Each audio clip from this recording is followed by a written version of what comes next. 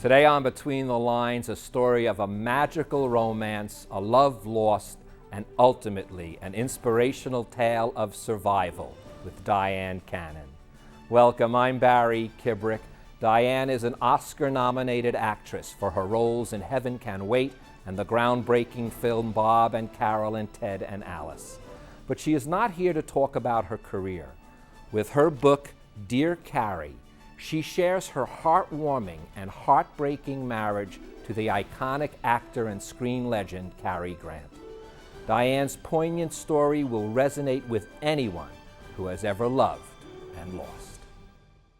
Between the Lines with Barry Kibrick is made possible in part by the government of Puerto Rico's tourism company, encouraging viewers to take a break and relax with a good book.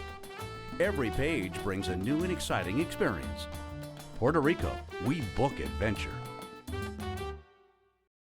I'm a writer today because I was a reader when I was 11 years old, and it was... You do not need to prove your state of happiness to anybody. Most of these speeches were as much as a month in preparation. Characters, the heroes in this book, are seekers of truth in a story that involves a lot of corruption. You don't get a chance to really talk about what's real, and this is the first thing to do.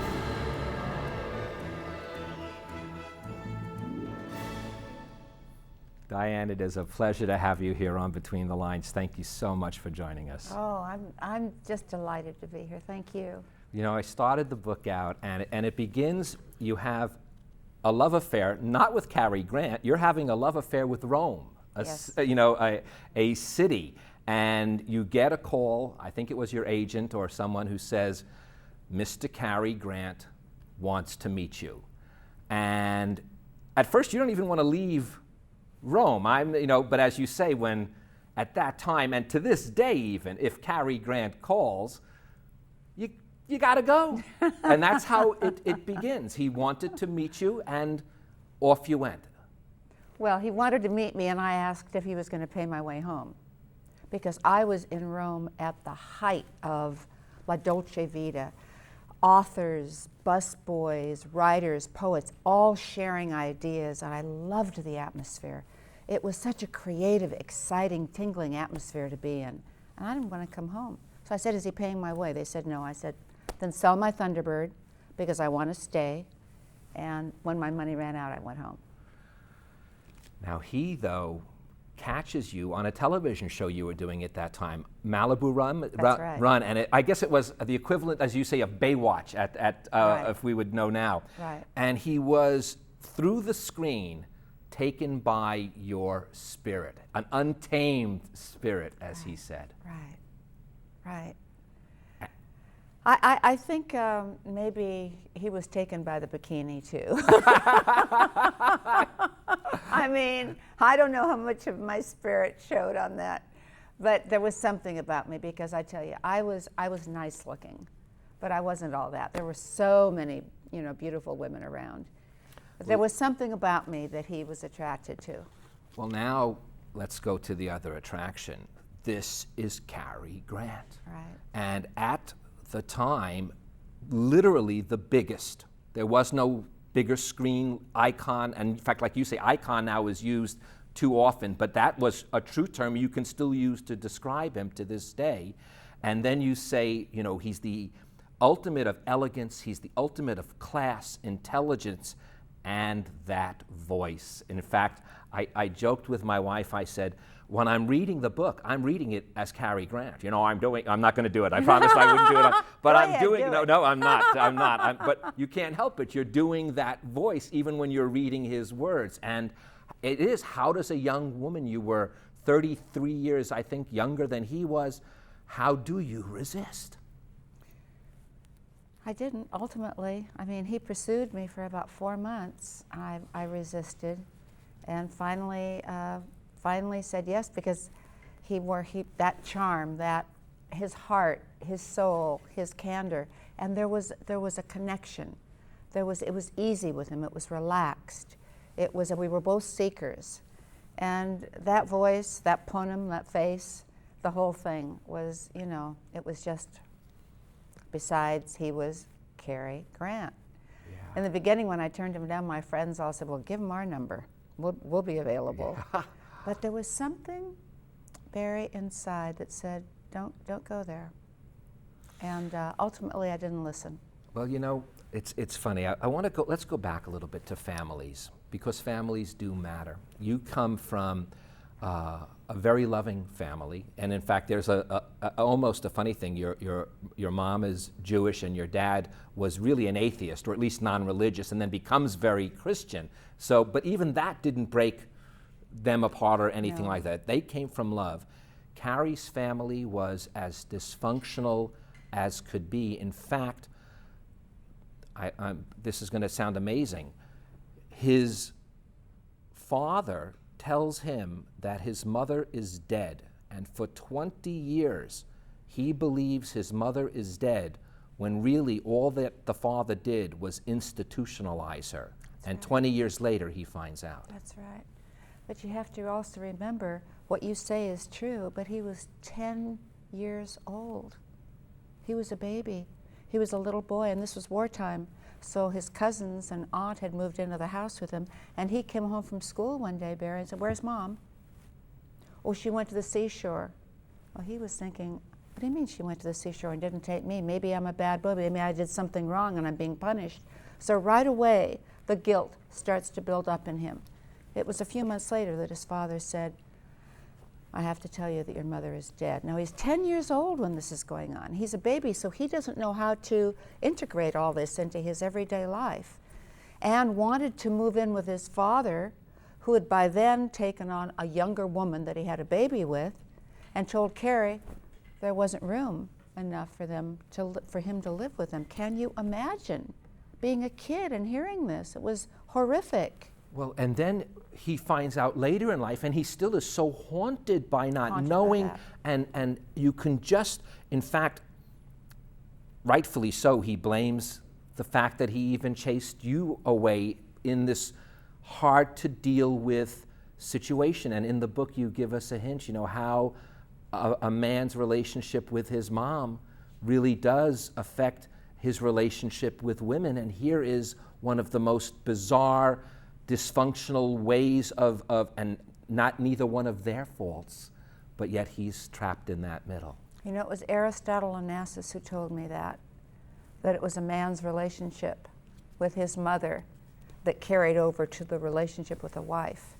And I said, well, that may be true, but I can change that. I can heal that. And I really thought I could. You know, earlier you said about a seeker. Both you and Cary were seekers. Yes. And how you sought what you seeked were very different ways. But both of you had a very spiritual, religious even on one part, but more spiritual desire to know God. I don't know how else to put it. You said it perfectly.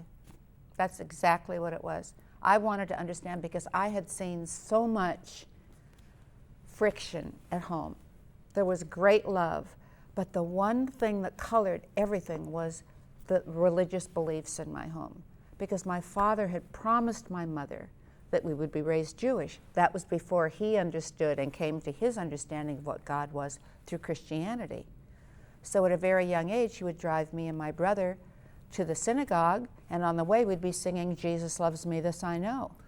And I'd go in and sing that for the rabbi, and the rabbi didn't like it as much as my dad did. So there was great confusion. And I didn't know how a God who was love could cause that kind of confusion in a home when it came to religion. You know, but Cary, and this is where I think the two of you really meld, he says, you know, it's fascinating. These are your words or his words that you wrote. It's fascinating how people have so many different ways of searching for God. It's really the only question that really interests me, this is Cary, anymore. It's what all the other questions lead to. And if you speak to physicists, if you speak to those that even explore the cosmos, although they won't use that word, the G word, that's what they're doing as well. They're all seeking to find out why. That's right. That's absolutely right. it's funny too because it in itself gets confusing when you do use it. So it is. But let's go continue on playing in this path, because this is what I found where the richness the two of you did have, but where it turns, I don't think in this generation many people know it. At the time, I know it wasn't secret, but Cary was a deep believer in finding God through LSD. He was one of the true pioneers. We're talking 1958. I think, well before, it was in fact legal at the time. That's right. And he loved the experience of the tripping, and he wanted you to share that with him. And the two experiences were not the same. No, to say the least. When the marriage started to go south, he wanted me to try LSD because for him, it was the gateway to God. He had started it with his ex-wife, Betsy Drake. She was the one who had introduced him to LSD, and he began his use thereof. And I said, that's not a very good ad, because you and Betsy divorced. So, that's right, so it could be a bad rap for LSD. If you want me to use it with you. But that's one of the messages, that's one of the big messages of this book, Barry. If you know something inside yourself, so surely, so you're just so positive of it, you say, okay, let me back up a minute. As women, it's very natural for us. We're taught to love, to serve, to care for people, to make them happy. And the thing I wanted more than anything in this world was to make this man happy. And that's what makes this story universal, because it's not just about Cary Grant and Dyan Cannon. It's about the journey of a heart. And this heart wanted to make that heart complete, happy, fulfilled. I knew inside myself I shouldn't do LSD. I knew it, but I did it to make him happy. And that's death to any relationship on any level, because when you go against your own soul to make someone else happy, which you can't do, each of us has to find that within ourselves, it blows up, and it did. Well, there's a line that Cary uses. He needs you to come with him somewhere, and I don't remember exactly, and you're all swollen. You had an allergic reaction to something. It almost sounds like out of a funny movie, but apparently your face was blown up out of proportion. It was the idea of going to England to meet his mother. Oh, to meet his mother. I didn't take anything. Okay, so, and he says to you, it doesn't matter about your face. What matters, and my wife and I have this similar saying, it's how I feel about myself when I'm with you. And that Cary had, but you didn't. That was the problem. You didn't feel good about yourself when you were with Cary. Well, is that what you got from reading it? Because that's not what I meant to imply. I felt wonderful with him when the going was good. Right, when the going was good, but when it started, when it started to go south. Yes. Yeah. You felt that like you me. You were serving him, but you were losing yourself. Yes, I was. I was, in order to please him, I was going against everything I believed in intrinsically. And that didn't feel good. That didn't feel good. And the worse it felt, but I kept trying. Well, he's older. He was older than my father. He's older, he's wiser, he's smarter, he's been successful. He must know. I was a kid. Thought he must know. He's smarter than I am, so I'm going to try it his way. Dyan, don't be dumb. Listen to him. Those were all the thoughts that I was entertaining at that time. Well, you could see it. I mean, how could you, in fact, the hardest thing for you to do was to forgive yourself for feeling that way, wasn't it? Isn't that's the hardest thing talk about the universal feeling.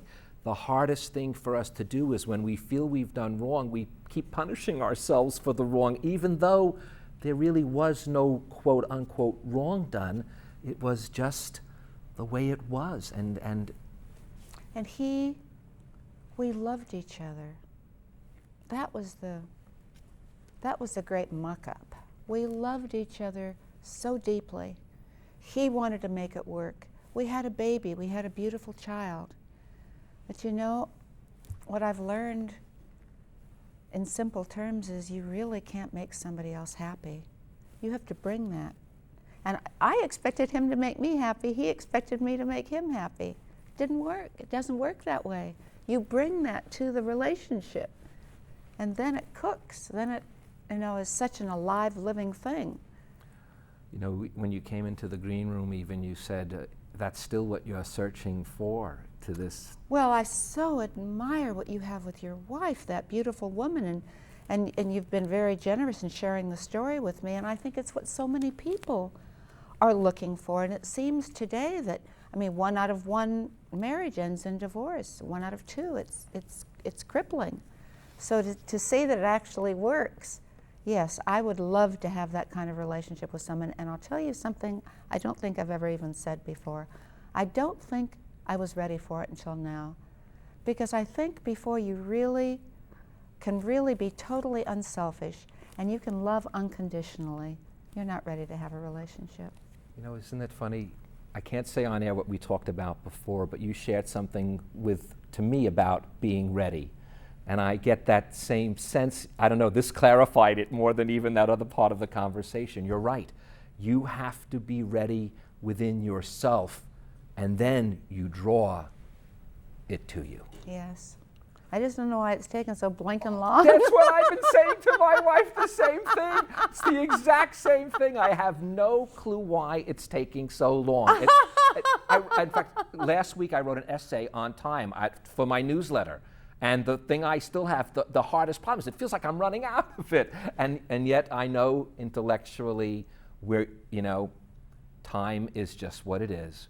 And when the time is right, that's when it is going to happen. Together. It just all comes together. You don't have to, in a relationship, you shouldn't have to, like your precious wife was saying to me, people say to her, you have to work to make it happen, but she says it just happens. And I believe that it just fits. You don't have to keep trying to make it happen. But as you said, now that's what you realize. Back then, you have all these other elements. You have every friend that's telling you this is Cary Grant. Even your mom, you have a chapter where nobody's perfect. Mom says, you say to her, I don't know what it is, Mom. This is when you realize, but something is off and I can feel it. She says, all of us have character flaws, just have to see if it's worth it. Even Cary enters into the conversation and says, we've all got foibles. And the truth of the matter is we do. We all have weaknesses. We all have foibles. But you still sensed that there was something more off than just that. And you did understand, I hope, in reading the book, that this is not a bashing of Cary Grant book. Oh my God, I love him more than ever. In a very strange way, I swear to you, I love him more than ever. That was my goal. You did not at all bash one bit, Mr. In fact, I can tell that you write, Dear Cary, at the end. You only wish you knew him now when you could probably really could have loved him at this point. So no, there is no Cary bashing in this book. There's some societal bashing. I'll tell you, no-fault divorce didn't exist at the time. So that was a very difficult thing. When you hear the child support that you got and the alimony, even back in the 60s, boy, oh boy, you almost didn't make it. No, I almost didn't, but I did. Yes, you did. I want to talk to you about this, and I think this is important. It was Marilyn Monroe's death, and it was a line that Cary said, and I think people will respond to it. He said, drugs didn't kill her, confusion did. And I've always had a very similar belief when someone overdosed or did something like that. I never blamed the product. You knew that it was the confusion within themselves, whether it was accidental, whether it was on purpose. And yet, we all have so much confusion. Sometimes we just have to be so thankful that we keep it together. Absolutely. I'm amazed more at our ability of human beings to keep it all together than I am at the fact that we often fall apart. Yes, I think that's true. It looks like the world's gone nuts. The things you see on the news today, and just trying sometimes to get through the day. But when you come to the base of why we're here, and when you come to understand love a little bit more, it's easier. It's easier. But the pain that we have to go through. Yeah. Let's talk a little bit about that, because some of it is almost a mirror image. As you're, my timeline may be a little off, either as you're going through the divorce or right after the divorce. Right after the divorce, just as a repeat, you yourself are institutionalized. Right. You have a breakdown, no other way of putting it there. Right. You had a breakdown, and you couldn't, neither you nor Cary can't help but flash back to his mom, who's institutionalized, even though it's completely different, but nonetheless, that's what's happening to the two women in his life. Yes, that's right. And you see, that's why that little voice again, Barry, I knew in the beginning that I shouldn't be doing that LSD thing. I knew it. And that's what the doctor attributed the breakdown to, was the use of LSD, because I did at least 12 sessions. And, you know, there's a scene in there where I try and hotwire a car. I don't know what's under the hood of a car, but I will tell you that in that moment, I thought I could hotwire a car. The doctor who was in that place told me about a young man who jumped off a building and broke every bone, but he thought he could fly. It messes with your thinking.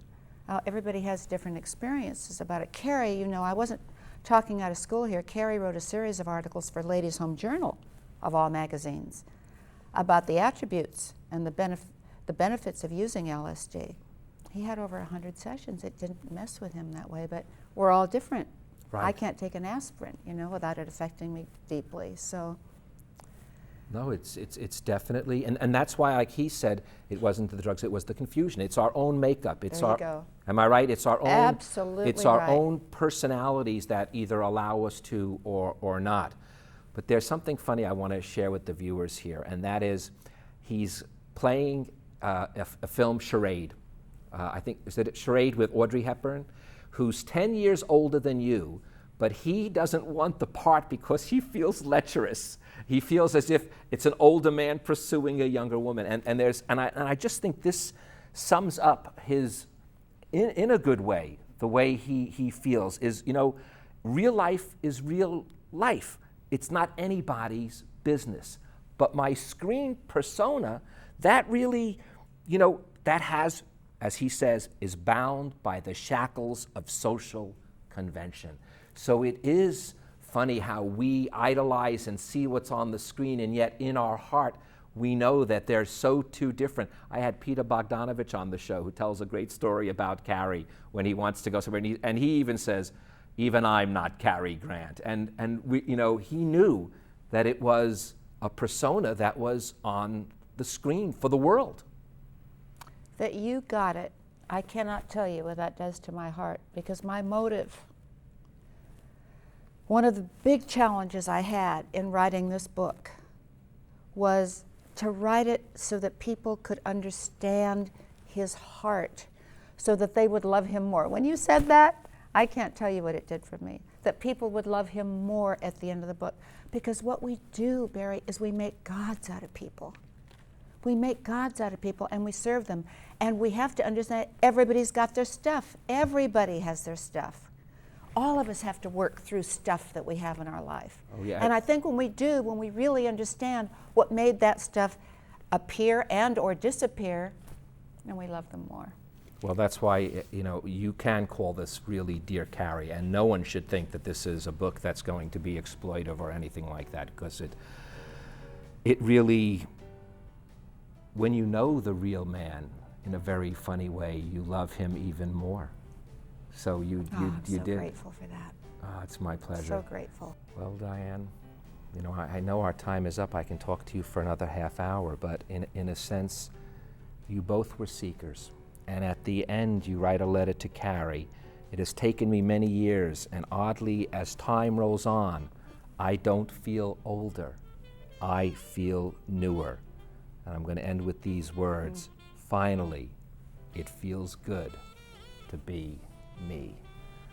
Thank you, Dyan. Thank you, Barry. I'm so glad you shared your story with us. Yeah, me too. You touched me. Oh, well, it's my pleasure, and I Thank want to you. thank my viewers for joining us. And now, before Dyan leaves, I want to leave you with just a few more words from dear Cary. We can't change the past, and we can't control the future. What happened is over and done with. You can turn it into either a setback or a stepping stone. I'm Barry Kibrick. Between the past and the future lie the stepping stones of life. Tread gently on them, and you won't be set back. Oh, that's lovely. Thank you, Dyan, so very much. You touched me. If you'd like to get in touch with us, want a DVD or transcript of our show, catch an episode online, or receive our weekly updates, go to www.klcs.org/BTL.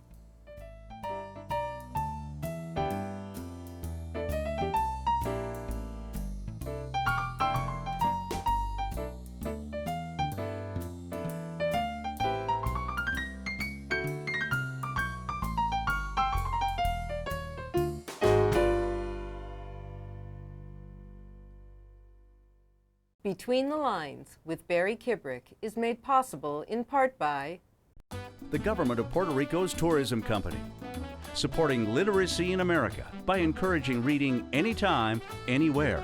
Each book a world to discover. Puerto Rico, the novel island.